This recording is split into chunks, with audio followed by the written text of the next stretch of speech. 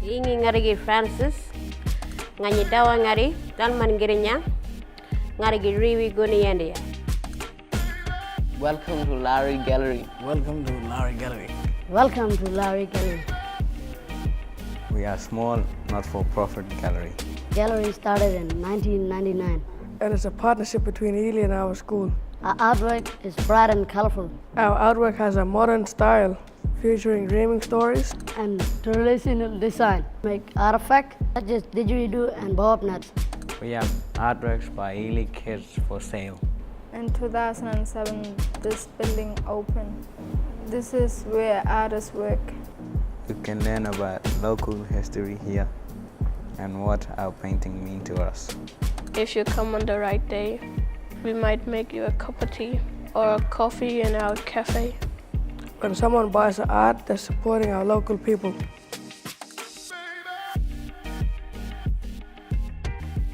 Well, I'll introduce my name, Norman Cox.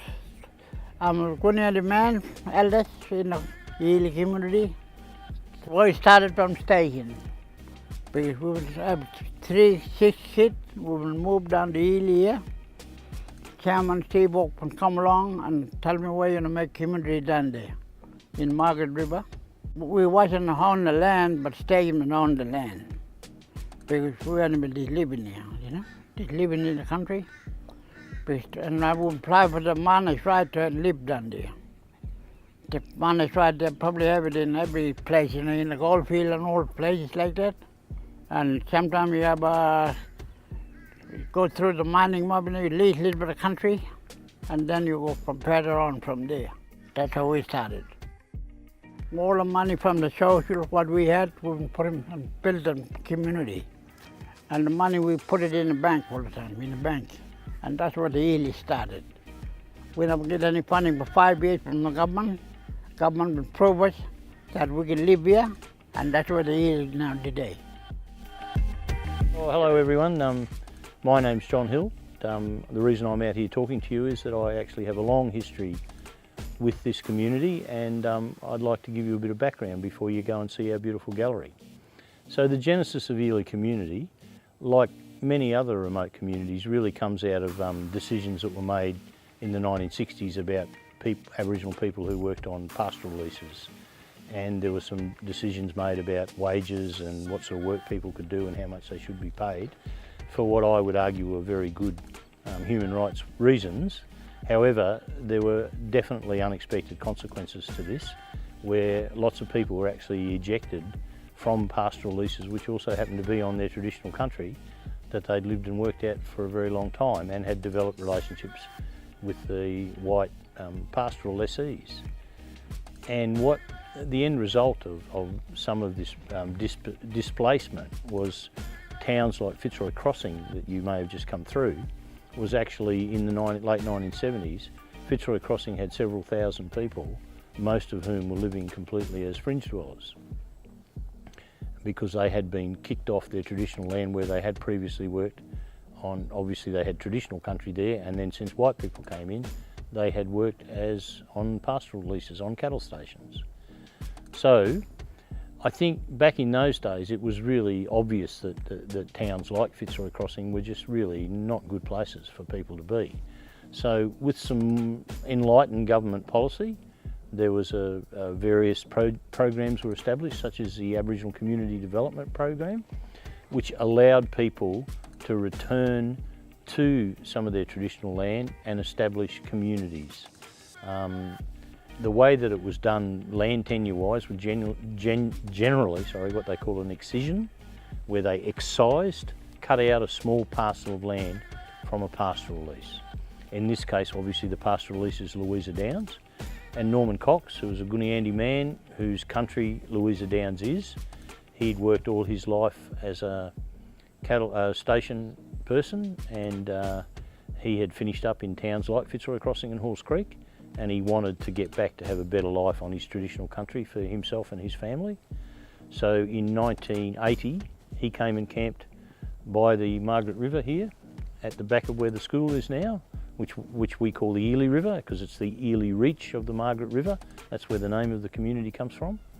And Norman went and camped there, and he had some of his immediate family to camp with initially, and then he sought some assistance from organisations and people that he knew who might be able to help him establish the community. And one of the first things that came up was, okay Norman, if you want this to be a real community, not just a holiday camp, what are you going to do about the kids? The government of this country says kids have to go to school every day, and unless you do something about that, well, they won't leave you alone. So Norman was a very can-do sort of person, and like many of his generation. So Norman said, all right, we'll start our own school. So there was a young woman who'd been travelling out to some of the cattle stations where people had been to run mobile kindy, and she was based in Fitzroy Crossing, and she said, well, okay, if you're really fair income and you want to start a school, I'll be your first qualified teacher, because that was one of the #1 prerequisites. You didn't have to have a lot of infrastructure, resources in those days, but you had to have a qualified teacher and you had to demonstrate that the kids were doing an education program. And it's a great credit to Norman and the Yiyili people. One of his younger sisters is currently our chairperson of the school. Norman and his siblings and their children, grandchildren, and in fact great-grandchildren now, and other people who've married into the Yiyili family, they still to this day constitute the community of Yiyili Aboriginal Community School. Norman thought, well, we need an art gallery. So with the assistance of a principal who was here at Yiyili School in the 1990s, they started a fledgling art gallery through some dint of some submission writing and cobbling together money from various and sundry organisations, some philanthropic money, some from the local Aboriginal Resource Agency, some from the Australian Department of the Arts. Like together, they managed to get the funding to build the actual gallery that you guys can go and see all our beautiful artwork in.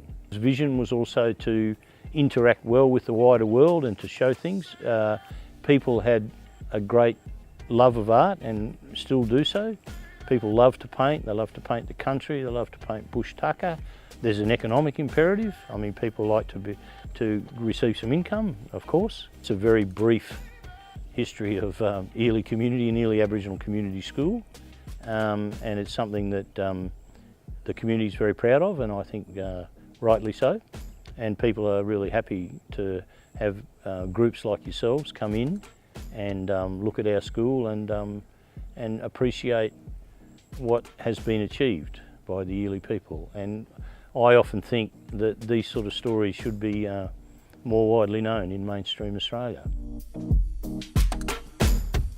That's why all the people happy about the school here now we got.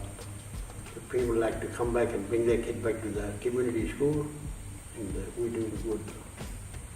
We have to get 2 buildings first, that one and that one there. We have to wait 5 years to get a funding from the ADC at the time. We have to make up our own money. We have to bank our own money and buy food ourselves. So we start up that way. And we have to camp down the river there, the Margaret River. That's where the Yiyili started. From we had 6 kids in the school, the kindy kid, then we got big mob now. Big mob kid now. And the school is not good. You make man a bit proud, you know, you're running your own thing like that, you make you a bit proud. Show another black fella, you can show them, you know. Show them what we're doing here. Well, you might go to every community and doing that sort of thing, same thing.